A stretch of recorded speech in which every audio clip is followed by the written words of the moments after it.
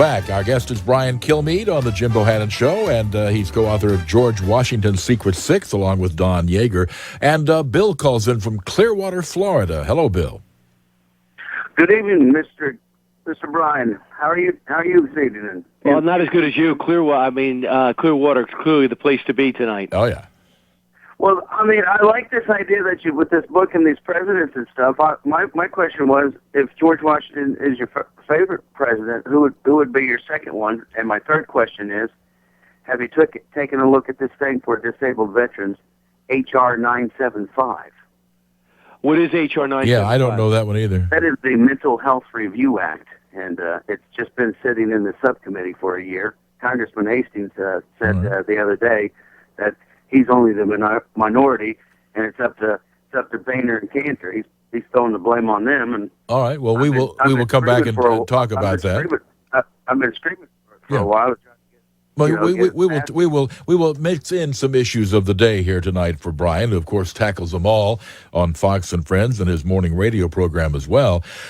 In terms of presidents, I don't know that the book implies that Washington is your favorite, so we'll just ask you flat out: who are your favorite presidents? I don't know. I'm in all Washington, growing up on Long Island. Teddy Roosevelt, seeing his house, finding out what he was, his own man.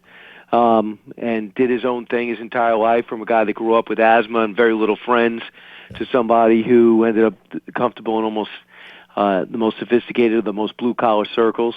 I think Kennedy and Reagan right after that, and I like 43. I think in the end, President Bush, the 43rd president, is going to look at a really exceptional president, especially reading Peter Baker's book at the New York Times. You realize how much was thrown at him over the 8 years, how he created some of his own problems but brought himself out of it, from the financial collapse to the surge in Iraq. Courageous decisions. And when you read what Secretary of State Gates, as he compares who he didn't even know, Bush 43, compared him to 41, and compared him to 44, he comes out pretty strong. But when I kind of grew up on Reagan during my formative years, saw what a leader really was, I'm in awe of what, every time I see Kennedy, I learn something else, something fascinating about how he grew in the job. And I was hoping President Obama would do that. I don't think he has, or chose not to. And Washington and Lincoln are just a cut above. I don't think you can even compare them to anybody. Yeah, of course, obviously, presidential greatness is dependent in part on the challenges you face. And when you have the challenge of helping to start a country or to keep a country in one piece, clearly if you succeed right off the bat, you're ahead of presidents who come along during a purely caretaker time. I think so. Obviously, Brian and I will both have to check into H.R. 975. Mental health, clearly, for veterans is a subject that is overdue for coverage. Yeah, I was just hosting the Armed Forces Foundation dinner on Wednesday. I'll be really focused on PTSD and traumatic brain injuries this time, and they had everybody from Bethesda, Walter Reed.